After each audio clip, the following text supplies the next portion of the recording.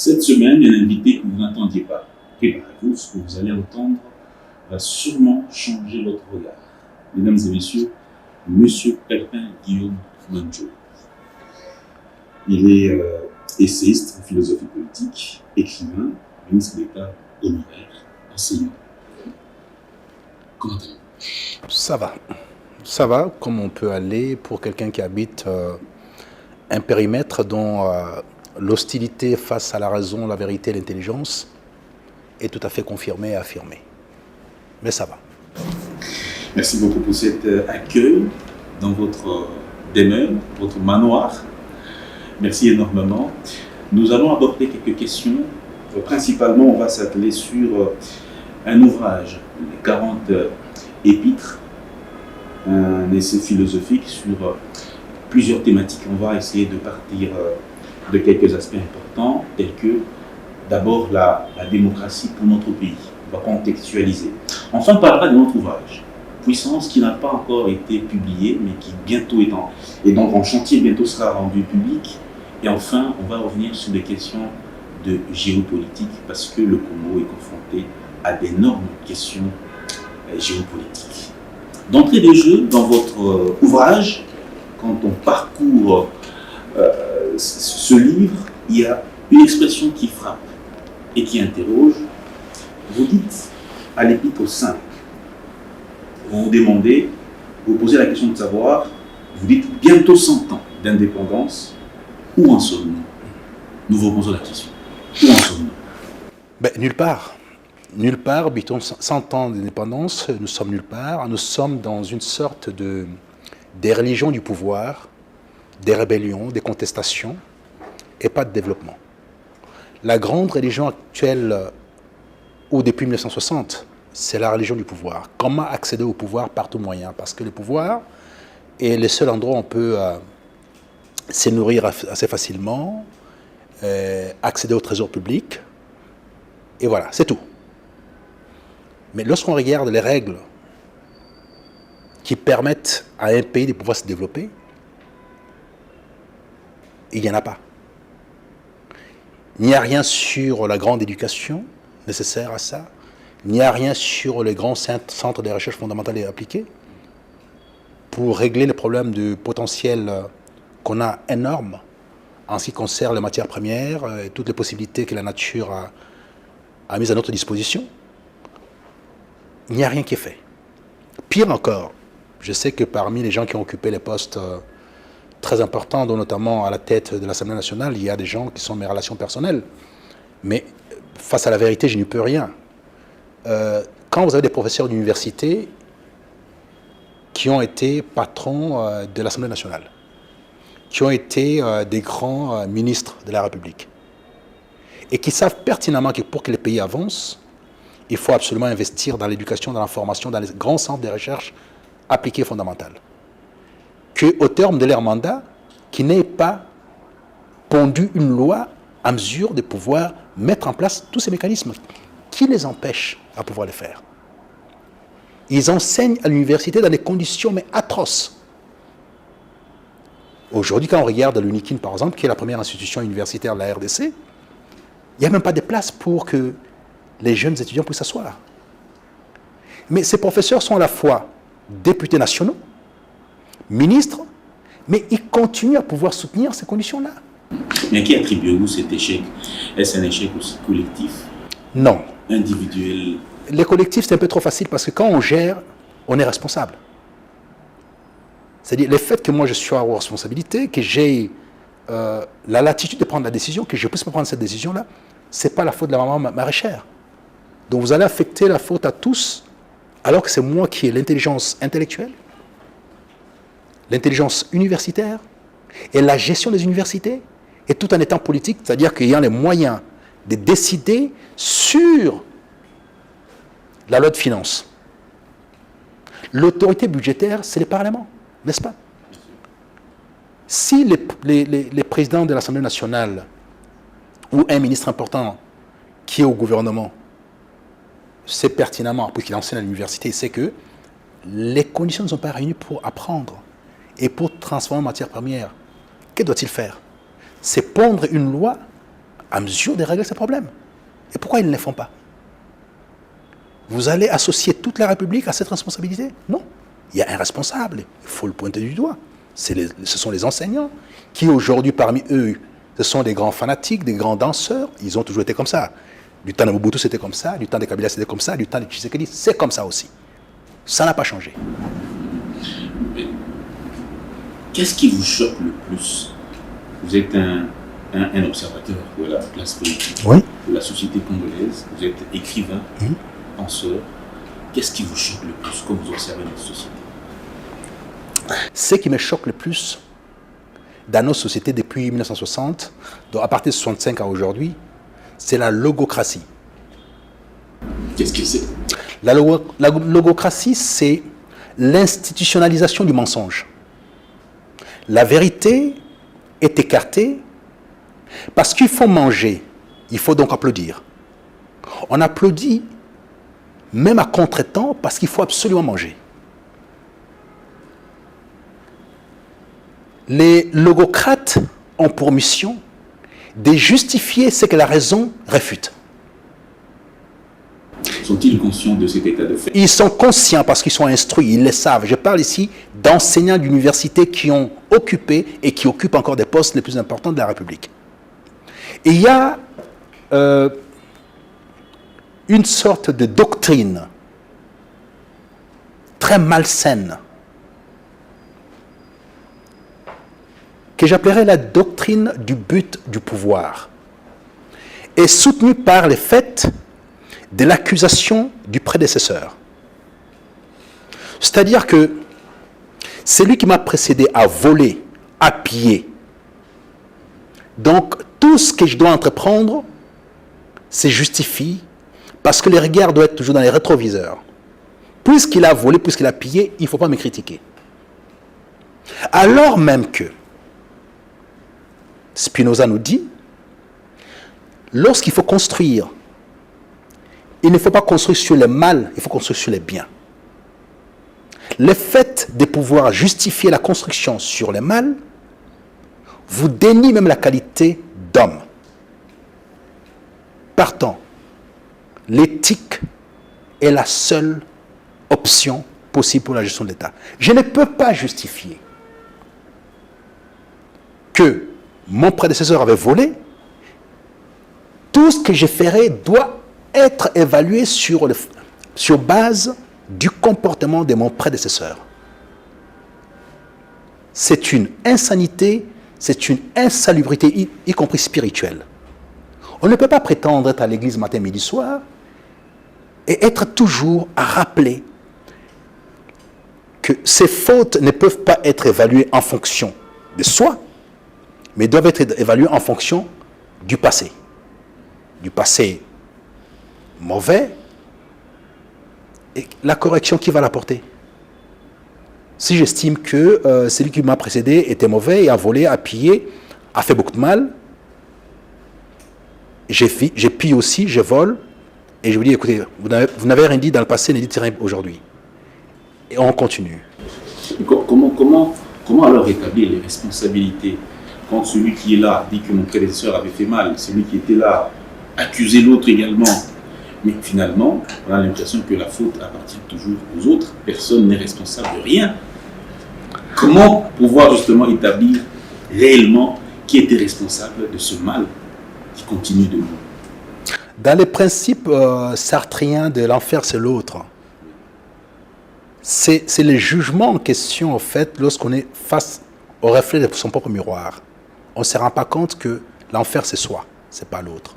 C'est toutes les fautes qu'on commet nous-mêmes qui font de nous l'enfer, et pour nous et pour les autres. C'est ce que nous vivons. La grande difficulté pour l'émancipation de la RDC, c'est de comprendre que nous n'avons pas vécu comme ça avant l'arrivée de l'Occident. Avant l'arrivée de l'Occident, avant ces contacts avec l'Occident, nous étions une société du mérite et de la compétence. On a encore ces réflexes au fin fond de nos territoires. Dans nos campagnes, on a encore ces petits réflexes-là. C'est-à-dire que Un comédien, un troubadour, n'a pas vocation à gérer la chose publique.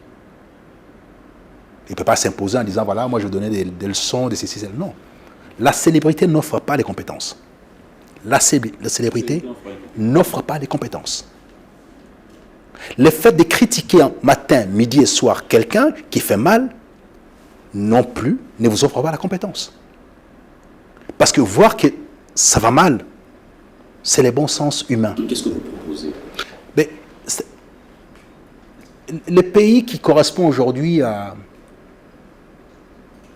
ce que j'aurais souhaité, ce que je souhaiterais, c'est le modèle de Confucius, le modèle chinois, que les meilleurs gèrent la cité et qui mettent à la disposition du plus grand nombre les possibilités du bonheur. Et ça va rencontrer aussi la position socratique de la raison de la vertu et le bonheur. C'est-à-dire que comment construire des règles raisonnables pour la promotion de tous, qui doivent être portées par les gens vertueux et donc compétents, en sorte d'avoir le bonheur du plus grand nombre. Si on n'a pas des gens vertueux, donc pas compétents, et que le positionnement au sommet de la société et du fait de la notoriété, de la célébrité, du bruit, de l'insulte, de la critique, on fait fausse route. Parce que toute personne un peu normale peut voir qu'effectivement, je n'ai pas de route, j'ai des embouteillages, je n'ai pas de soins médicaux, et que c'est les responsables qui est au pouvoir qui doit régler ces problèmes-là. Toute personne peut voir ça. Mais le fait de voir ça, est-ce que ça vous donne les capacités, les compétences pour pouvoir gérer? Non. Moi, je pense qu'au niveau de votre système, votre pouvoir, les pouvoirs médiatiques, lorsque vous recevez les gens, quand ils ont fini de critiquer, il faut leur poser la question sur les solutions. Oui, bon, ça va, il a mal fait, Mobutu a mal fait, Kabila a mal fait, Tshisekedi a mal fait. Ok, très bien, il a mal fait ça. Vous faites comment? C'est à cette question qu'il faut répondre. Vous faites comment sur le plan? Comment est-ce que vous allez élargir l'assiette fiscale? Comment est-ce que vous allez réglementer tout ça? Comment vous allez organiser la recherche scientifique et fondamentale? Comment est-ce que vous allez permettre à ce qu'on puisse avoir accès à toutes ces possibilités-là? Comment vous permettrez à ce que les meilleurs puissent gérer, qu'il n'y ait pas de corruption? Comment vous permettez? Tout ça, il faut poser des questions. Parce que la critique, tout le monde y a accès. N'importe quel animal a accès à la critique. N'importe quel animal a accès à la critique. Mais vous dites encore plus fort, vous êtes contre la démocratie. Et dans l'ouvrage, quelque part, c'est mentionné, vous l'appelez zoo démocratique, spirituel. Mais bien sûr, c'est un zoo. C'est un zoo. Je vous mets au défi. Je sors à Kinshasa, je me propose pour être candidat député national dans un coin. J'apporte le projet qui va améliorer la vie de ces coins-là. J'explique scientifiquement, mathématiquement, réseau intérieur, réseau extérieur, comment ça fonctionne. Et il y a un troubadour qui est très célèbre, qui de temps en temps passe dans les quartiers, donne des seringues, offre des capotes, fait des tas de choses, des petites donations. Mais il passera. Il aura 50 000 voix, j'en aurai peut-être 200, 300. Mais ce n'est pas lui qui va régler le problème. Parce que les points sont beaucoup plus grands que ça. La gestion n'est pas basée sur la célébrité. Il faut qu'on puisse intégrer ça. C'est-à-dire que les pays qui ont instauré la démocratie, puisque nous copions l'Occident, mais c'est tout récent. On a écarté du processus d'installation au sommet des responsabilités ceux qui n'avaient pas certaines compétences. La démocratie française, telle que nous la connaissons aujourd'hui, elle date de quand? 58-60. Vous êtes pour la dictature? Je ne suis pas pour la dictature, je suis pour la dictature de la compétence. C'est deux choses différentes. Et comment atteindre cette dictature de la compétence au regard du contexte actuel que nous avons? Les contextes actuels, pour mettre en place ces mécanismes, il faut des partis politiques. Il faut 2 partis politiques. C'est tout. Financés par l'État. Le problème est réglé. 2 partis politiques financés par l'État. Parce que la Constitution permet cette option-là, que l'État finance. Mais la Constitution ouvre les spectres des partis politiques qui sont aujourd'hui des partis qui ne servent qu'à un individu, à sa famille, à son territoire, à son clan, à son groupement. Ce ne sont pas des partis politiques, ce sont les ligablos. Et tout le monde le sait. Ça ne passe pas avec ça. Comment voulez-vous dans un pays de 450 peuples, vous ayez 1200 partis politiques. Des 500 sièges à l'Assemblée nationale. 1200 partis politiques. Même si vous les regroupez, ça fait combien en termes de sollicitation de sièges par parti? Mais sous Mobutu, on n'avait qu'un seul parti politique. En Chine, il n'y a qu'un seul parti politique. En Chine également. En Russie, il n'y a qu'un seul parti politique. En Inde, je ne sais pas, c'est entre 5 et 12. Plus d'1 milliard d'habitants. Ce n'est pas une démocratie, c'est une des vieilles démocraties. Au Japon, il y en a plus ou moins 2 ou 3, maximum. La démocratie est un frein au développement. La démocratie telle qu'elle est embrassée par nous est un frein total au développement. Parce que vous allez tout le temps négocier pour donner un peu ici, donner un peu là-bas et tout ça. C'est pour satisfaire les égos et les personnalités. Parce qu'ils ont investi leur argent pour aller aux élections et par conséquent, vous devez les rembourser. Ils doivent être remboursés. Alors que si c'est l'argent de l'État, ben on ne rembourse personne. Et si c'est l'argent de l'État, ce sont les meilleurs. Donc il y a une compétition des meilleurs pour présenter leur projet et qu'il y ait par acclamation un suffrage, un plébiscite de ceux qui disent, voilà, moi je suis de droite, je préfère tel candidat plutôt que tel autre parce qu'il m'a convaincu sur son programme et la manière dont il va devoir financer ça. Que pensez-vous de cette affirmation de Jean-Jacques Rousseau qui dit que la forme de gouvernement le plus conforme à la liberté est la démocratie directe, où les citoyens se réunissent, délibèrent, votent eux-mêmes des lois? C'est une forme qui a été discutée. Jean-Jacques Rousseau tient ça au fait de la conception démocratique au sens d'Athènes. À Athènes, on partait du principe que ça ne s'arrêtait pas de ce qu'on avait voté, quelqu'un, tout ça, il y avait l'évaluation. C'est-à-dire qu'on doit continuer à évaluer si tu es bon, tu n'es pas bon. Ben, on a voté pour toi, est-ce que bon, ce que tu as dit pouvoir faire, est-ce que tu es en mesure de le faire? Non, tu ne le fais pas, ben, on réévalue. Donc, c'est une forme intéressante, mais il faut regarder aussi, ça s'applique sur chaque population en fonction de ses réalités. Nous avons, nous, dans notre conception du chef, on lui accorde une place prépondérante. Même si la Constitution aujourd'hui, telle qu'elle est écrite, ne donne pas beaucoup de pouvoir au chef de l'État. Mais dans notre subconscient, on pense que c'est lui qui a tous les pouvoirs. On a tort. Mais bien sûr qu'on a tort. La Constitution donne quasiment l'essentiel des pouvoirs au Premier ministre. Mais dans la manière de concevoir le pouvoir de l'homme noir. Non, pas l'homme noir. Du Congolais, nous. Parce que l'homme noir est divers, il n'est pas pareil. Oui. Mais cette conception, surtout chez les Bantous, oui, la conception du chef, celui qui est devant, est censé avoir tous les pouvoirs. Alors que Sun City avait réduit drastiquement les pouvoirs du chef de l'État. Donc cette constitution n'est pas adaptée à notre capacité, notre conception. Mais parce qu'on évitait la dictature. On sortait de plusieurs années de dictature, alors il fallait stopper ça en réduisant sensiblement les pouvoirs du président de la République. C'est les partis qui ont la majorité à l'Assemblée nationale qui forment le gouvernement. Et le gouvernement en question, c'est par rapport à son programme qu'il est évalué. Mais si le président de la République nomme, c'est là où il y a l'antinomie au niveau même des mécanismes. Par ordonnance, il va nommer quelqu'un qui a la majorité déjà. Ça ne tient pas la route. Normalement, c'était entériné. Mais il faut un entérinement. Il n'y a même pas d'entérinement. Ça devient l'autorité du chef de l'État. Alors que la Constitution essaie de pouvoir mettre ça sous l'angle des formalités. Tout va dans tous les sens. On a complètement galvaudé Sun City. Depuis Kabila, c'est pas seulement aujourd'hui, depuis Kabila. À un moment donné, on a eu un petit souffle avec la gestion de Matata, qui avait quasiment tous les pouvoirs. Et puis après, bon, ça s'est délité. C'est ça notre réalité. C'est-à-dire qu'on est dans un bric-à-brac qu'on appelle démocratie qui ne sert absolument à rien du tout. Parce que les principes, tels que je l'ai dit tout à l'heure, de la raison, la vertu et le bonheur. Tout acte qu'on doit faire en tant que dirigeant politique doit être raisonnable. Et les gens qui portent cet acte pour lui faire produire les effets, ces gens-là doivent être vertueux. Alors, quand vous associez la raison et la vertu, on a le bonheur de tous.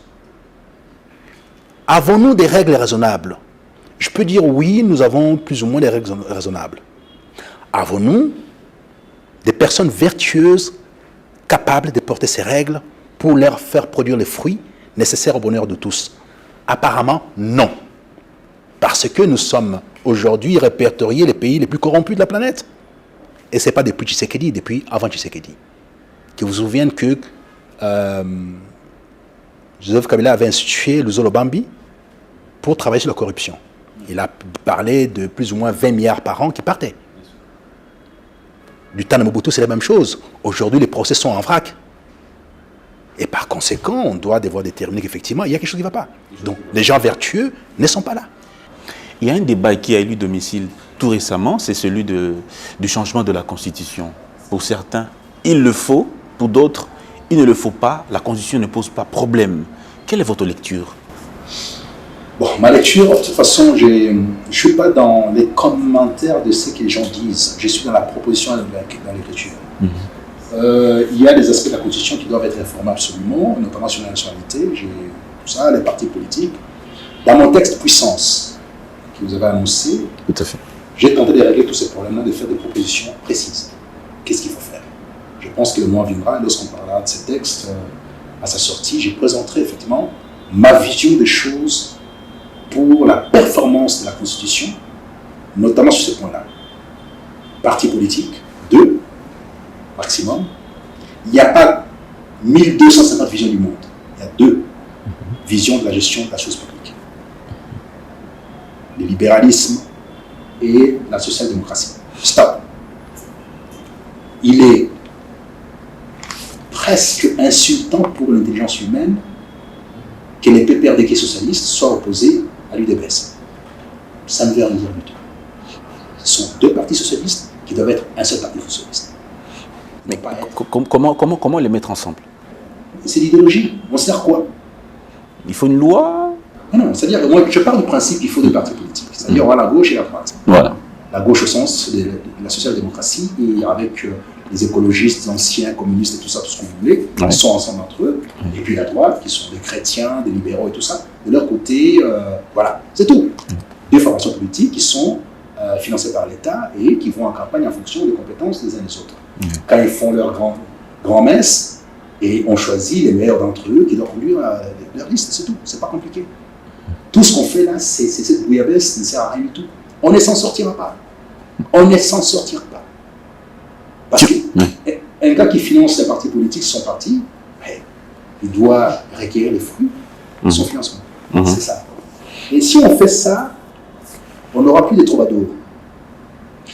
Voyez-vous, le secteur qui marche super bien en RDC, c'est quel secteur? J'ai dit à tout le monde est surpris en disant non, c'est pas possible. Ben oui, on n'y avait pas pensé. C'est la musique. Aujourd'hui, nos artistes musiciens sont très riches. Ils se battent entre eux et ils sont très riches. Pourquoi sont-ils riches? Parce que dans un orchestre, il n'y a que les meilleurs. Un chef d'orchestre ne peut pas se permettre. Il ne peut pas se permettre de prendre un bras cassé, un bois mort, un troubadour, un incompétent. Jamais. Il a besoin d'entendre les sons, la voix, la guitare, drums, tout ça. Vous devez être bon pour participer dans un orchestre. Vous devez chanter juste, jouer juste. Et ça, c'est une affaire privée pour satisfaire et guérir les gens. Comment voulez-vous mettre autant de soins dans un orchestre et arracher tous les soins nécessaires pour soigner la société ou la cité? Que n'importe qui accède aux responsabilités alors qu'il n'a pas les compétences. Il ne sait pas chanter, il ne sait pas danser, il ne sait pas jouer. Mais il a les responsabilités. Aligner simplement l'orchestre d'un côté et la gestion de la cité de l'autre côté. Vous verrez l'antinomie. Mais puisque nous vivons dans la logocratie, et d'ailleurs sur votre plateau j'ai vécu ça un jour, j'ai regardé, comme souvent avec beaucoup d'attention, et surtout quand M. Bolodjoa passe, je regarde avec beaucoup d'attention, parce que c'est quelqu'un qui sort quand même des choses intéressantes. Et là j'étais surpris par ce que disait l'autre, celui qui était en face de lui, qui expliquait que ce qui avait été signé par le président Félix... Maître Chabondo. Je ne connais pas son nom. À l'occasion de l'histoire de M23, je ne sais pas quoi et tout ça, c'était les fêtes de Tunda en avril 2019. Mais c'est faux et archi faux. C'est faux et archi faux. Nous sommes rentrés au gouvernement parce que j'étais dans le même gouvernement avec M. Toun. Août, l'ordonnance est sortie. Septembre, nous avons commencé à travailler. Et j'avais en charge de la gestion de conflits. Je n'ai pas eu vent de cette affaire-là.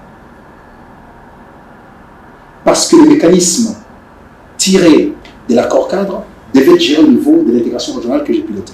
Je n'ai pas eu vent de ça. Et c'est à partir de septembre qu'on a commencé, qu'on est rentré en responsabilité. On ne peut pas passer à la télévision, mentir devant la population. Et ça passe naturellement. Pourquoi? Parce que ce sont les logocrates. Et c'est devenu naturel. Et si vous vous opposez à ces genres de personnes, il vous dira Kabila mal géré, Mobutu mal géré, donc on s'en fout. Voyez-vous la réponse? La limite de l'intelligence humaine, à quoi sert aujourd'hui? À justifier les justifiables. Le mensonge par le passé, tel tel des turpitudes, tel tel peut-être des crimes aussi. On ne peut pas justifier le mal par le mal. Jamais. Et tout ce monde-là, tous ces petits mondes se trouvent à l'église chaque dimanche avec des Bibles sous les bras. Ça sert à quoi? À la fois 2 Pierre 1, 5. À la foi, ajouter la raison. Il n'y a pas de foi sans raison, sans vertu. C'est-à-dire, la foi participe, un peu comme je disais tout à l'heure, raison, vertu, bonheur. La foi participe aussi à un triptyque. Foi, raison, science et vertu. Quelqu'un qui prétend avoir la foi, qui n'a pas de vertu, et qui est complètement incompétent dans la science, n'est même pas chrétien. Voilà. Je pense qu'on a fait le tour du sujet. On a fait le tour du sujet. On va finir par le christianisme. En quelques mots, avant qu'on ne passe au deuxième sujet. Vous dites que le christianisme se découvre être au Congo la forme la plus brutale d'asservissement de l'âme et du corps. Ceci est repris notamment par le préfacier de l'ouvrage, M. Ngoma Binda. Oui. Alors aujourd'hui, la société congolaise est très christianisée. Oui. Les gens vont beaucoup à l'église. En tout cas, c'est venu là, comment en tout cas une nouvelle manière de vivre. Mais j'ai donné la réponse à ça avant même que vous posiez la question, parce que je vous dis, si la foi sans raison, sans vertu, c'est pas la foi. Ça ne sert à rien du tout. Et il y a mon ami Kamana qui a écrit un texte, Sa foi des théologiens africains, ce qui est extraordinaire, dans lequel texte, il parle de la foi de Magouille. Parce que Kamana, c'est un philosophe et théologien de la foi. Donc sa critique de l'Église telle qu'elle évolue actuellement en RDC est une critique scientifique d'un philosophe et d'un théologien. Donc c'est quelqu'un qui a 2 doctorats, 2 thèses, et en théologie et en philosophie. Donc la notoriété qui est la sienne dans le domaine n'est pas discutable. Et je suis d'accord avec lui quand je suis en train de travailler sur les mélanges de Kamana pour l'instant, et j'ai encore revu tous ces textes, c'est d'une beauté absolue. L'Église catholique nous a servi d'accéder à la connaissance. J'ai fait des internats catholiques et tout ça, donc c'est la part qui m'intéresse dans l'Église catholique, c'est cette part-là. L'accès au savoir. Mais l'Église catholique aussi vous donne l'option de critiquer. Dès que vous avez accès au savoir, vous devez critiquer. Le savoir, c'est la remise en cause en permanence de ce qui entre à vos mains. Ce qui est juste et pas juste. Ce qui est fondé, ce qui n'est pas fondé. Ce qui peut vous amener vers l'horizon indépassable, ce qui vous freine. Ça donnait cette opportunité-là. Aujourd'hui, on critique l'Église catholique, ça a été réformé et sans cesse. Mais les églises des réveils, j'ai un problème avec ça. Non seulement ça vient par le Saint-Esprit, les gens par je ne sais pas quel mécanisme, le Saint-Esprit est arrivé, lui a dit ceci, cela et tout ça, et puis les prophètes, et puis il fait des miracles et tout ça. Mais attends, c'est fantaisiste. On n'a jamais eu autant d'églises dans notre pays, et autant de souffrances dans notre pays. Comment l'Église participe-t-elle à cette souffrance? L'Église, vous avez un problème avec l'Église? Je n'ai pas un problème avec l'Église, j'ai un problème avec la raison. J'ai un problème avec la raison, avec la vérité. Un pays, une nation, une cité se guide par la vérité. Vous parlez de l'Église des réveils. Mais c'est-à-dire toutes ces congrégations qui sont à la base du détournement de la vérité au profit d'une promesse céleste, ça ne marche pas comme ça. Si vous dites Dieu créa l'homme à son image, quelle est cette image? C'est l'image du Créateur. Les musulmans disent Ikra, cherche, tu trouveras. Il ne te dit pas attends, Dieu va te donner. Non. L'Église sert au mariage, l'Église sert à la fortune, l'Église sert à accéder au poste, l'Église sert à aller en Europe, l'Église sert... Attends, c'est ça les services de l'Église? Ce sont là les services de l'Église? Vous avez des panneaux dans toute la ville qui vous disent voilà, c'est semaine sainte pour accéder au bonheur à tel... Mais ce n'est pas ça le rôle de l'Église. La foi, ce n'est pas ça. Ça, ce sont des actes commerciaux. C'est une foi commerciale. Je suis désolé. J'aurais des foudres d'enfer contre moi. Ben, c'est même pas l'enfer, ce sont les humains qui sont là, qui s'enrichissent, et ça se voit. Comment ils s'enrichissent, alors que bon, leurs oies, ils sont dans une misère absolue. C'est comme la Bible dit, le bon grain et le mauvais grain. Donc là, on peut dire que c'est le mauvais grain. Oui, mais vous savez, il faut... Je regarde le problème sur toute sa latitude. Avant l'Église, il y avait quoi? Avant l'avènement de l'Église ici chez nous, à partir de 1900, puisque entre 1885 et 1900, c'était très bricolé tout ça, c'était forcé, c'était par la chicotte. On nous a forcé à croire à une conception, comment dirais-je, de la cosmogonie, qui est la conception chrétienne, pas judéo-chrétienne, parce que les chrétiens et les juifs ne s'entendaient pas, c'était la guerre permanente, il y a eu des pogroms en permanence. C'est-à-dire que déjà, cette terminologie judéo-chrétienne, elle est fausse, elle n'est pas vraie du tout. Elle n'est pas vraie du tout. C'est une récupération qui est là, qui est faite. C'est les chrétiens d'un côté et les juifs de l'autre côté. Donc c'est toujours ennemis, en train de se battre, en train de s'entretuer, ça a vécu comme ça pendant des années. Mais avant ça, nous étions comment? Les Zoulous, les Congo, les Nez Congo ici à côté, les Lunda, les Luba et tout ça, on avait nos croyances. En un seul Dieu. C'était mauvais? Non. Il me semble que non. Donc, je ne pense pas que l'être humain que nous sommes doit se limiter à comprendre que sa cosmogonie, sa raison d'être, son existence passe obligatoirement par ça. Ben, les Chinois sont majoritaires et les Indiens, ils ne croient pas en ça. Et nous sommes tout le temps en Chine à aller chercher le bien-être. Posons-nous des vraies questions. Et quand vous regardez sur la planète, la zone la plus sombre, c'est la zone subsaharienne. C'est celle qui s'est détachée complètement de ses origines, de ses noms, qui ne croit pas en ses ancêtres. C'est la seule zone qui ne marche pas. L'Occident, qui est chrétien, porte les noms chrétiens. Cette filiation chrétienne est la leur. Nous sommes, selon la controverse de Valladolid, les peuples punis par Dieu qui doit trouver son salut à travers Jésus. D'où notamment l'esclavage et la colonisation. C'est du fait de nous-mêmes que nous avons développé ces croyances-là envers... Mais vous acceptez cette croyance-là. Vous acceptez cette croyance-là. Je m'appelle Pépin Guillaume. Ça veut dire quoi exactement? Je ne sais pas d'où ça vient ce nom-là. On me l'a imposé. Je suis en train de m'appeler Manjolobo Akila. Ça s'arrête là. Vous proposerez quoi pour sortir de ce cycle infernal apparemment si nous ne sommes pas nous-mêmes, nous ne nous en sortirons pas. Chaque peuple est lui-même, il s'en sort. Regardez très bien. Les pays du nord de l'Afrique s'en sortent un peu. Ils amènent des capitaux, ils construisent, ils avancent et tout. Ils ont leur religion, ils sont arabes et tout ça, ils ont leur religion. Ils ne se reconnaissent pas étant africains. En Asie, il y a eu la colonisation très dure. Il y a eu encore la guerre du Vietnam il n'y a pas très longtemps. Mais allez voir le Vietnam aujourd'hui. Parce qu'ils sont eux. Oui. Ils vivent leur foi, leurs origines, leur authenticité. Ils créent, ils produisent, ils avancent.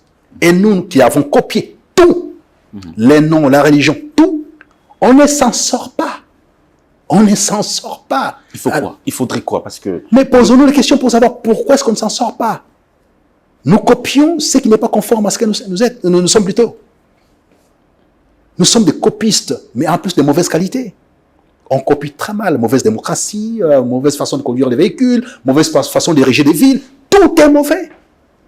Tout est mauvais. Nous sommes un peuple puni naturellement. Non, on n'est pas puni. On nous a fait croire qu'on était puni par rapport à la conférence de Valladolid qui estimait que l'homme noir n'avait pas d'âme, il fallait mettre en esclavage, les codes noirs et tout ça. Tout ça est faux.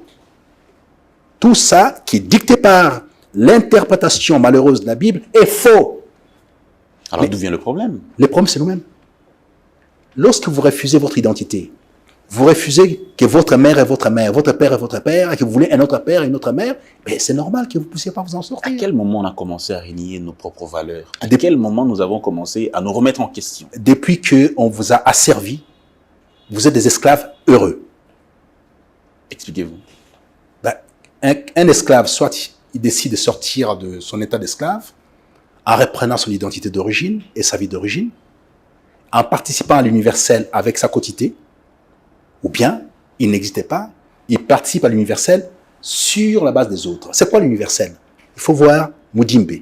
Mudimbe dit l'universel, c'est l'addition de toutes les particularités. C'est-à-dire, moi, Congolais, d'origine Lunda, voilà ma part d'humanité, ma part d'universel. Telle personne venue du Congo central, voilà sa part d'universel. Telle personne venue des Songé, voilà sa part d'universel. Et cette addition forme l'universel. Si moi, Round, je me dis que non, je suis Moulouba, je nie d'où je viens, mais je ne suis pas Moulouba à l'origine. Donc, je n'ai plus ma part d'universel, je suis dans la part d'universel d'autrui. Je n'existais pas. À vous entendre parler, on a l'impression que le Congo vit l'apocalypse. Non, ce n'est pas l'apocalypse, c'est la négation de soi. Ça peut être réglé en un mouvement. Est-ce qu'il y a quelque chose de bon chez nous, monsieur? Oh, il y a plusieurs choses. Non, ben écoutez, je vais vous donner un secteur qui marche très bien. C'est les secteurs musicales. Ça marche très, très bien parce qu'ils ont compris. Ils ne prennent que les meilleurs. Ce que font les musiciens, c'est ce que la société congolaise a toujours fait. Dans tous les secteurs d'activité, depuis les temps immémoriaux, au Congo, on a toujours pris les meilleurs. Les musiciens ont gardé ça. Les sportifs ont gardé ça. Mais la politique, non. Les restes de la société, non. Voilà la chute. Est-ce qu'il y a l'espoir aujourd'hui? L'espoir est là. Moi, je vous offre la possibilité dans Puissance, si on veut s'en sortir. Puissance est là, c'est un livre qui vous donne toutes ces clés-là pour régler les problèmes. Et ça prend même pas beaucoup de temps. Parlez-nous un peu de Puissance, parce que je l'ai annoncé en liminaire, mais on n'a pas pénétré. Dites-nous quelles sont les idées maîtresses de Puissance. Puissance, c'est à la fois la pulvérisation des idées anciennes et fausses, et à la fois la résurrection.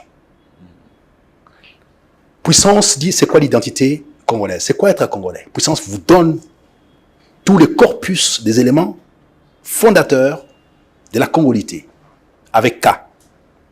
Pourquoi avec ça? Mais les Congos, c'est avec C? Le Congo central, c'est avec C? Si le nom vous tirez du Congo central, pourquoi vous mettrez la K et puis si je vous sais? Bon, ça peut être une discussion par la suite qui peut être déposée sur la table, des discussions entre ceux qui sont spécialisés dans le domaine, mais je pars du principe que avec les travaux des Kaumba notamment et les travaux, ce que j'ai vu, des textes qui venaient de Berlin par rapport à 1885, tout ce qui était écrit en allemand, c'était avec K, c'était pas avec C. Alors un pays ne change pas, un nom ne change pas des formules selon qu'il est écrit dans une langue, dans une autre. Bon, donc c'est K ou c'est K a une signification, C, je ne sais pas d'où ça vient. Bon. Donc, il y a l'identité congolaise qui est bien exprimée, d'où nous venons, qui sommes-nous, pourquoi sommes-nous congolais? Pourquoi cette confusion entre l'homme congolais et les léopards? Cette résilience particulière. Pourquoi ça existe? Donc, Puissance règle ce problème-là. Puissance apporte la place prépondérante au numérique et au savoir. Comme deuxième pilier. Premier pilier, c'est l'identité. Deuxième pilier, c'est ça. Le numérique et le savoir. Quelle est la place du savoir? Nous sommes les inventeurs de mathématiques avec Ishango. Il y a 20 000 ans. Il faut voir les travaux de Pascal Adjamagbo. C'est un ami qui est mathématicien, qui enseigne à Paris 7 ou Paris 6. Et il a fait des travaux sur Ishango. Extraordinaire. Il faut voir les travaux des Muyembe, les travaux des Luruma sur les sida. L'inventeur, les découvreurs de sida, c'est Luruma, c'est pas les Français, c'est Luruma. ici en RDC. Nous avons des virologues extraordinaires.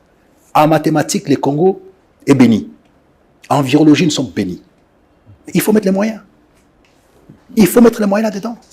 Donc le savoir congolais à un niveau le plus élevé, les compétences, les talents congolais est extraordinaire. Mais il faut les moyens. J'expliquais tout à l'heure sur les universités où on ne met pas l'argent. Alors que les enseignants des universités sont les mêmes qui sont professeurs, qui sont présidents de l'Assemblée nationale, qui sont à la fois députés, tout ça. Mais ils ne mettent pas de l'argent là où il faut mettre de l'argent. Vous voulez l'évolution de la RDC, mais mettez l'argent là-dedans. C'est pas compliqué. Vous êtes l'autorité budgétaire, mettez l'argent. Vous expliquez également qu'il y a une très grande différence entre les humains. Certains sont proches des bêtes et d'autres sont beaucoup plus intelligents. Qu'est-ce que vous voulez dire exactement? Mais bien sûr, les humains sont différents les uns des autres. Nous sommes une sorte de... Nous sommes cosmopolites. Cosmopolites au sens où nous sommes différents les uns des autres. C'est-à-dire que il y a un qui fait 1m80, l'autre qui fait 1m50. Ils ne sont pas pareils. C'est-à-dire pour toucher un arbre, donc celui qui fait 1m80 touche un arbre. En termes de capacité... Les capacités intellectuelles sont aussi différentes. On n'a pas les mêmes capacités intellectuelles. Dans plusieurs domaines et tout ça, nous ne sommes pas égaux les uns des autres. Nous sommes égaux devant la loi. La loi doit être égale pour tous. Mais il y a des gens qui ont des dons extraordinaires en musique, il y a des gens qui ont des dons en mathématiques, il y a des gens qui ont des dons en philosophie. Ce sont des dons complètement différents. Il y a des gens qui ont des dons pour conduire les hommes. C'est un don. Bien sûr, ce sont des dispositions naturelles particulières. Comment on conduit les hommes? Tout le monde ne peut pas prétendre conduire les hommes. Il faut être en gros supérieur à eux. Vous l'avez dit dans votre ouvrage. Ah oui, mais j'ai introduit ça à l'introduction de l'épître 10. Oui. On ne peut commander aux autres qu'à la condition qu'on soit supérieur à eux, c'est que malheureusement on n'offre pas la démocratie. On devient supérieur aux autres ou on est supérieur aux autres? On a les dispositions naturelles d'être supérieur aux autres. Moi, je connais par exemple les jumeaux qui sortent du même ventre. Une fille et un garçon, la fille est plus intelligente que les garçons. Bien sûr. Elle est plus capée que les garçons.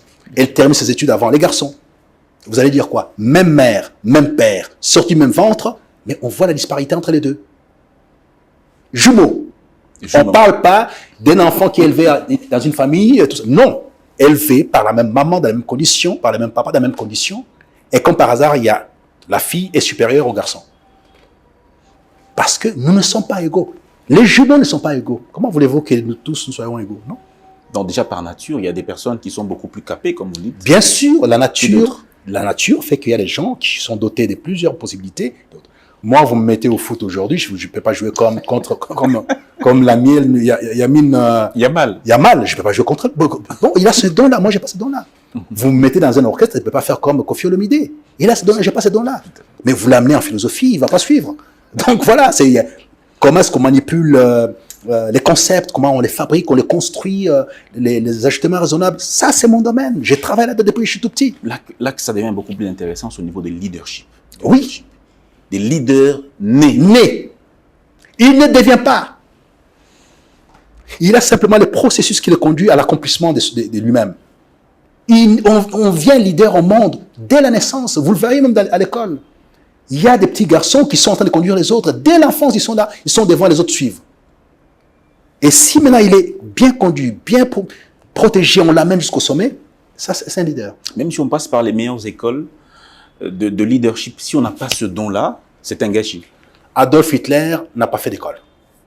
Il a fait une petite école secondaire d'architecture et tout ça, il n'est pas arrivé au fond. Il est dans un périmètre, il est viennois, il est d'Autriche. Il vient en Allemagne, dans la Prusse et tout ça, il s'installe.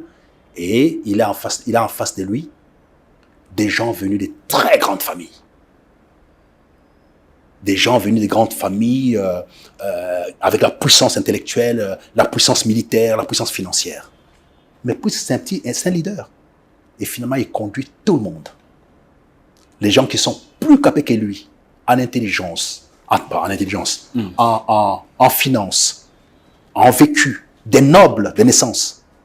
Mais lui a une vision, a une disposition naturelle de conduire les gens. Il l'a fait, jusqu'au drame qu'on connaît. Mais il l'a fait. Il l'a fait. Quand il écrit son livre Mein Kampf, en 1918, après 18 jusqu'à 20, puis c'est sorti dans cette période-là et tout. Mais les gens disent, mais ces textes, c'est terrible. Ils vendent 1 million de livres. Il faut dire aussi que les gens lisent. Chez nous, on ne lit pas, donc on ne sait pas.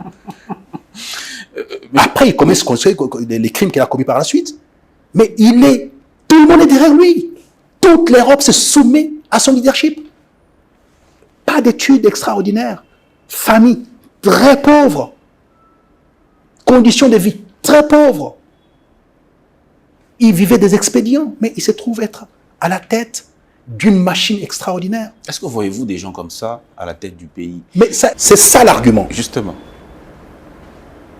Je peux dire, voilà, chers messieurs, dames et tout ça, j'étais à la tête d'un grand ministère dans une période critique parce qu'on a eu la Covid. J'ai pu mobiliser 1,250 milliard de dollars américains pour l'intérêt de la République. Dans une période très difficile parce qu'il y avait la Covid. Ces 1,250 millions ont servi notamment d'avoir les centres culturels qui est devant le palais du peuple. Ça vient de là, dont chinois. Ces milliards ont permis de pouvoir régler le problème de la Covid et de l'Ebola. J'ai travaillé avec M. Mouyembe par rapport à ça. On a financé ça. Ces milliards ont permis de pouvoir soutenir les écoles. En même temps, je suis parti obtenir les Jeux de la francophonie. Ce n'était pas facile parce que nous étions une zone grise. J'ai obtenu les Jeux de la francophonie, j'ai amené ça. Mais ça ne veut rien dire pour eux. Non, c'est rien du tout, on s'en fout. Il est avec Kabila, donc ils sont mauvais. Et tout ce qu'il peut dire, ça ne vaut absolument rien. Mais honnêtement, oui. Honnêtement, Oui. quand vous regardez la caméra, Oui. vous n'avez rien à vous reprocher? Mais je vais me rapprocher de quoi? L'État, vous savez, moi je suis né dans l'État. Je peux avoir des prétentions qui peuvent être justifiées quelque part, mais c'est le hasard de la vie. Il y a eu 44 personnes qui sont parties discuter de l'indépendance de la RDC. Bien sûr. À Bruxelles. Parmi eux, les Lumumba, les Kamitatu, les Bomboko et tout ça. Et un certain Manjolo Jonas, mon père. Donc je peux avoir des prétentions en disant, nous sommes les enfants des fondateurs de cette République. Je n'en parlais pas. Je n'en parlais pas. Mon père a signé sur l'acte de l'indépendance qui fait de nous un pays indépendant aujourd'hui. Beaucoup qui sont là, leurs papas n'ont pas signé. Les miens ont signé. Est-ce que je me promène avec ça pour dire, voilà, je suis le fils d'un signateur de l'indépendance, par conséquent, donne-moi la place. Mais non. C'est mon père, ce n'est pas moi. À moi de prouver mes compétences. Je viens de donner ici un petit tableau de ce qui s'est passé en moins de 2 ans au gouvernement pendant la période de la Covid. 600 millions avec des Américains. 600 millions. On est parti de 50 millions à 600 millions. Signés à l'hôtel du Fleuve. J'ai fait l'accord de Cotonou pour que les Européens et les Américains ne puissent plus acheter les matières premières au Rwanda, mais passent par nous. L'accord est là aux affaires étrangères. Pourquoi est-ce qu'on ne met pas ça en œuvre? Je peux me reprocher de quoi? Mais non. D'avoir peut-être adhéré au Front commun pour le Congo, suivre Joseph Kabila, pour certains, Kabila a été l'un des pires dirigeants que le Congo ait connu. Vous savez, j'ai l'avantage d'être nietzschéen et d'avoir été, d'être resté l'ami des Kamana. Je ne souscris pas au isme. Parce qu'un isme exige une idéologie profonde. Un isme exige une idéologie conceptualisée. Dans notre pays, il n'y en a jamais eu. De Lumumba à aujourd'hui, il n'y a aucun isme opérationnel qu'on peut enseigner dans une école de philosophie. Aucun. Vous me voyez en train de me soumettre à un isme, non? Je suis dans une fidélité absolue à mes convictions et je suis loyal à la RDC. Pas aux individus. Non. Vous savez, mon père, en 1964, a participé aussi à la rédaction de la Constitution de Louisbourg. Il était là. Après Bruxelles pour l'acte de l'indépendance, il était là aussi. Dans cette Constitution-là, il était prévu de faire 2 partis politiques. Quand je suis né à Chikapa, il était ministre de la Justice et de l'Agriculture. Donc je suis né fils de ministre. Mon père n'est pas devenu ministre quand moi je suis né, il était déjà ministre.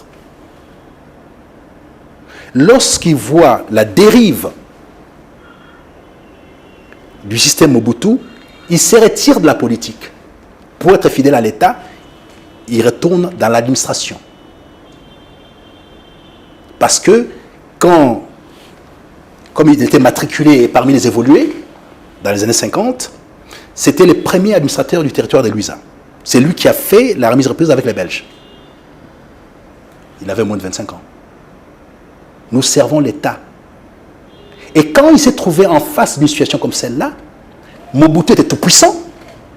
Moi, je suis très proche de la famille Mobutu, en tout cas du premier lit. Ils savent très bien. Mon père a dit non, je ne vais pas travailler avec vous dans ces systèmes-là, parce qu'on a prévu une constitution avec 2 partis politiques. Mais comme je sens que ce n'est pas bon pour moi, je me retire, j'y retourne dans l'administration. Vous travaillez pour la République, M. Pépin Guillaume Mandiolo. Oui. Aujourd'hui, si le chef de l'État actuel vous appelle pour que vous l'aidiez à apporter vos solutions, vous prenez la main ou pas? J'ai travaillé avec lui.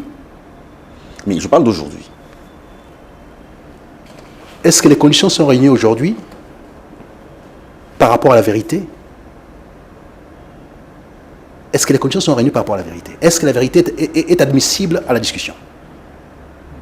J'ai les mains trop fragiles pour applaudir les gens.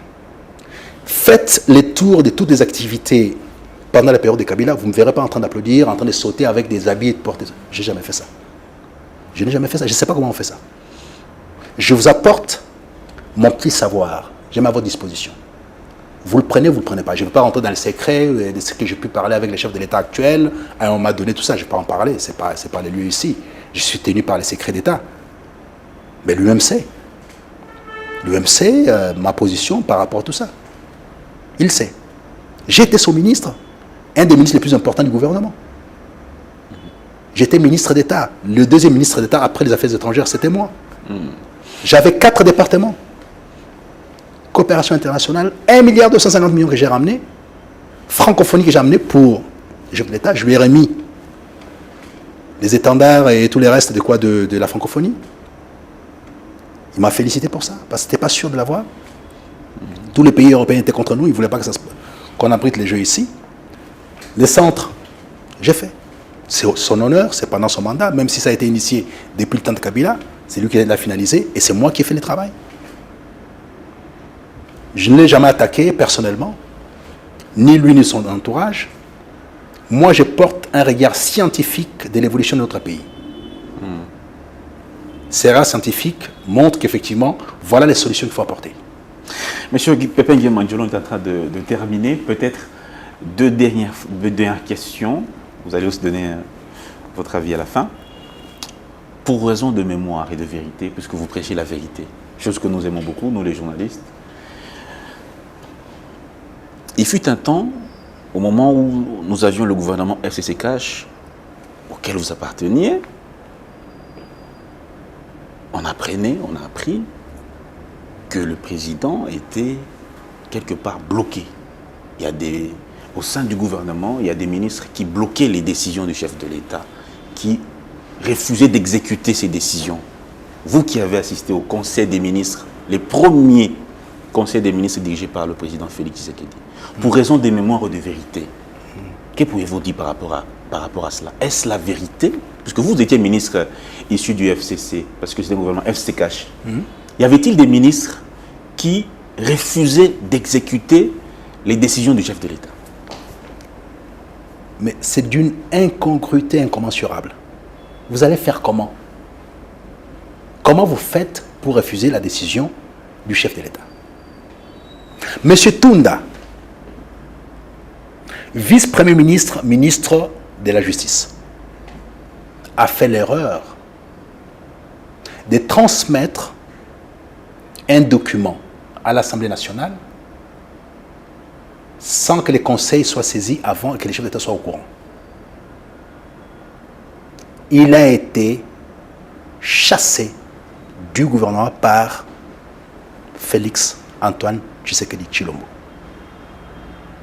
C'est moi qui ai fait l'intérim de M. Tunda, y compris la gestion de la commission de loi. M. Tunda, il est là, il est vivant. Je pense qu'actuellement, il est à l'Union sacrée. Il a fait l'erreur de transmettre un texte à l'Assemblée sans l'autorisation du chef de l'État, sans que ce soit discuté au niveau du Conseil. Quand il amène le texte au Conseil, l'information arrive par notamment les vice-premiers ministres Mayo qui dit « ce texte est déjà à l'Assemblée nationale ». Immédiatement, les chefs décident de les virer du gouvernement. Il a même été arrêté. S'il vous plaît. C'est jouer du monde de penser que vous allez bloquer les chefs. Vous les bloquez comment? Faites ceci, vous ne le faites pas. Un autre exemple. On obtient les Jeux de la francophonie et je dois organiser tout ce qu'il faut pour qu'on puisse avoir un site, des bâtiments et installer les personnels, tel qu'exigé par la francophonie. M. Sélé ne veut pas donner de l'argent, il était ministre des Finances. Avant le conseil, j'informe le président en disant « moi je suis bloqué, je ne peux pas agir ». Il dit « pourquoi ?» Sélé ne veut pas donner l'argent. Il appelle Sélé, il appelle le ministre Ngopos, il appelle Billy Kambale, il appelle Amos Mbayo et moi-même. On rentre dans son bureau. Vous sortez d'ici, Sélé, il appelle le gouverneur de la Banque centrale. Mettez l'argent à disposition, ils doivent commencer. Maintenant, vous n'entrez pas au conseil. On est sorti, on est parti faire ça. Mais de quoi vous? Moi, je vous donne ce que j'ai vécu. Vous allez me bloquer comment? Et j'ai envie je puisse comprendre le mécanisme de blocage en question, c'est quoi?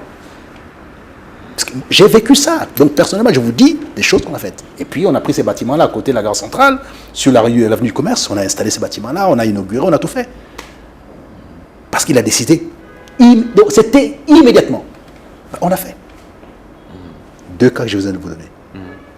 Tunda, que j'ai remplacé, dont j'ai fait l'intérim, y compris la gestion de la commission de loi, jusqu'au sortie à la fin du gouvernement cash FCC, et l'histoire de la francophonie. Je suis désolé, moi j'ai pas vu ça, moi j'ai pas vécu ça. S'il y a des choses qui m'échappent, en tout cas c'est pas de mon restaurant, en tout cas, je ne parle que de ce que j'ai vu, ce que j'ai vécu. D'accord, merci beaucoup. Et un autre élément, c'est que, à moi par exemple, Félix Antoine Tshisekedi Tshilombo ne m'a jamais rien refusé. On doit payer les cotisations de l'Union africaine, parce qu'il devait prendre la tête de l'Union africaine. On doit payer les cotisations de la CEAC. Parce que moi, je devais passer à l'Assemblée nationale, défendre la loi sur les nouveaux traités de la CEAC. Et pour défendre la loi, il fallait qu'on paye 2 millions de dollars. Il y avait 4 millions prévus pour payer à l'Union africaine. Célé dit, moi je ne peux pas payer, le chef m'a dit de payer à l'Union africaine. J'appelle le président en disant, je ne peux pas aller défendre la loi tant que je n'ai pas, ne fût-ce qu'une partie payée. Combien? 2 millions. Il y a 4 millions qui sont prévus pour l'Union africaine. Il dit, un instant, j'appelle Célé. Il appelle Célé. Vous coupez l'apport en deux, vous donnez 2 millions ici, 2 millions là-bas, et puis on verra par la suite. Immédiatement, c'est fait. Et je passe devant la Chambre basse, je défends la loi en question, et je passe devant le Sénat, je défends. Et on a eu la possibilité de pouvoir placer les gens à la CEAC. Ce que j'ai vécu, c'est ça. Maintenant, si les autres ont vécu autre chose, moi, je ne sais pas. Je parle pour moi de ce que j'ai vécu, les rapports que j'avais avec lui, jusqu'à ce que les choses s'arrêtent. Merci beaucoup, M. Pépin Guillaume Manjolo. On va finir, dernière question, pour clore, pour finir cette émission. On a abordé beaucoup d'autres questions. Alors, aujourd'hui, vous n'êtes pas aux affaires, vous êtes dans vos activités personnelles. Comment pensez-vous que ce pays peut changer demain, quand on voit comment les choses se déroulent aujourd'hui? Comment pensez-vous que ce pays peut devenir un pays différent de ce que nous vivons aujourd'hui? Puissance est là pour pouvoir régler le problème. Je ne pense pas, j'ai écrit, j'ai proposé. Contrairement aux gens qui pensent, qui disent, je vois que non, moi je ne fais pas ça. J'ai produit un texte, puissance, il est là. Le type dont je parlais tout à l'heure a produit Mein Kampf, il a déposé, il a appliqué, et puis il est parti jusqu'au crime. Moi, je propose puissance pour que la RDC devienne une puissance. L'identité nationale, le savoir, la cité est raisonnable et la puissance est là. Je propose ça. 2 partis politiques financés par l'État, que les meilleurs d'entre nous puissent piloter la République. Pas les plus riches d'entre nous. Parce que je vois des candidats à la présidence de la République notamment, qui n'ont pour mérite que d'être riches, d'avoir de l'argent. C'est le seul mérite.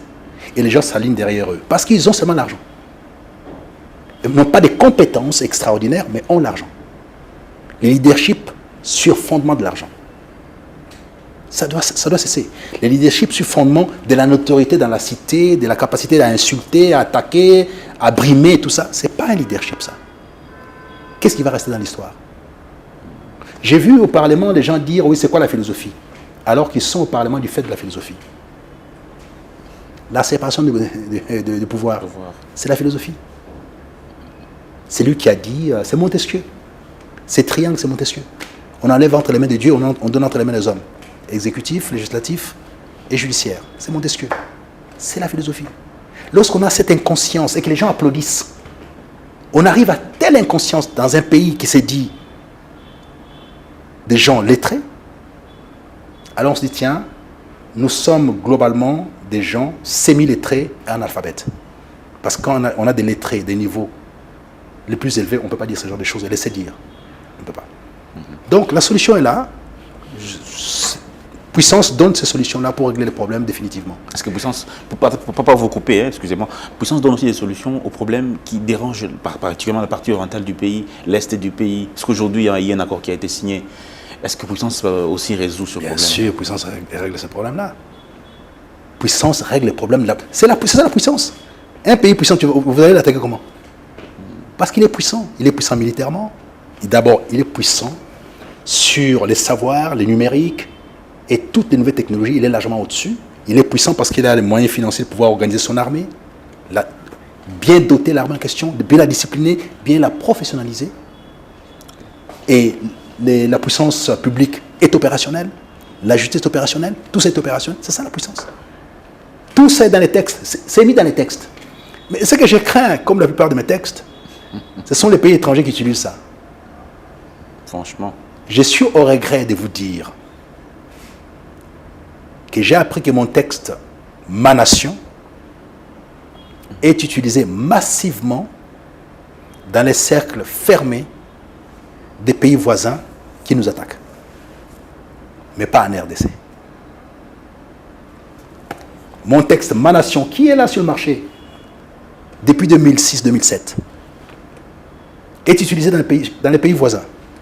On les lit, on les décortique, on prend les mécanismes, on applique. Mais pas en RDC. Pourquoi? Parce qu'on n'est pas professeur chez soi? Non, parce qu'en RDC, les savoirs n'ont pas de valeur. C'est l'argent qui a de valeur.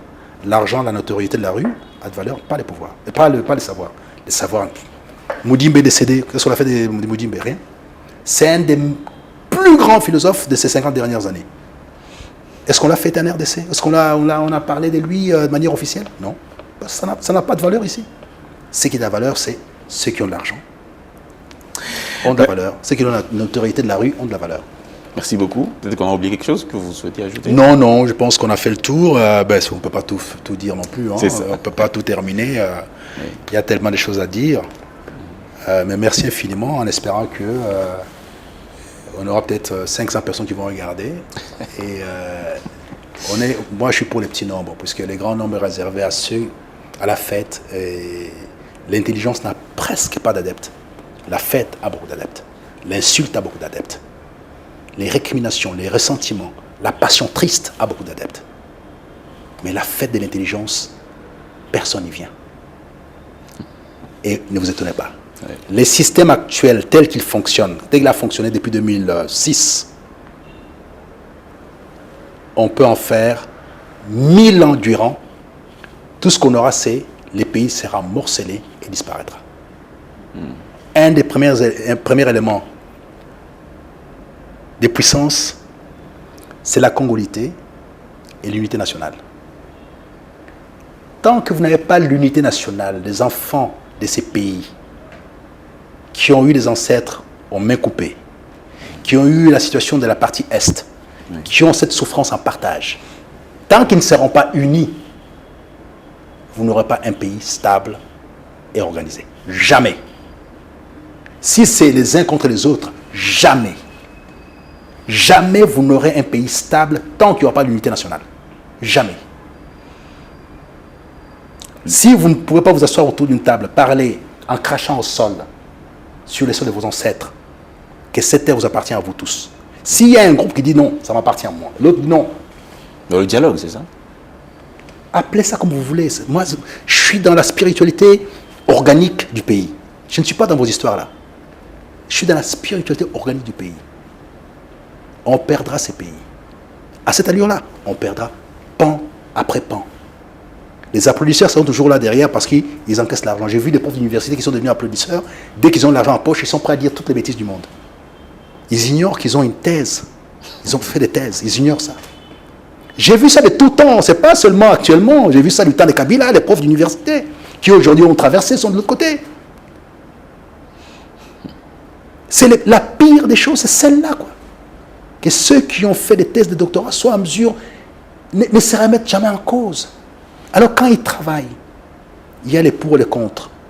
Et ici, ça va, ici, ça ne va pas. Ils doivent tout le temps confronter les contradictions dans chaque texte, dans chaque raisonnement. C'est les principes même du savoir. Et ces principes s'arrêtent devant l'argent. Ces principes de la contradiction dans le savoir, de l'évaluation, de la construction, de la déconstruction, voire Derrida, s'arrêtent devant les millions de dollars. Ça s'arrête là. Tout s'arrête, on devient manichéen. Ici, c'est la vérité absolue. Alors que il se transforme tout doucement en simple logocrate. Voilà. Merci énormément, M. Pépin Guillaume Angelot, de nous avoir reçus dans votre précieux manoir. Nous avons beaucoup apprécié, moi et mon équipe. Merci aussi à toutes les personnes qui vont suivre cette émission. Merci pour votre soutien, pour votre accompagnement à cette émission. Ça ne sera pas une dernière. Nous avons cette grâce de pouvoir tourner de temps en temps avec M. Pépin Guillaume Angelot, qui va beaucoup pouvoir s'exprimer sur ses idées, comment il voit le monde, comment le monde doit devenir. Portez-vous bien, on vous dit au revoir. Merci.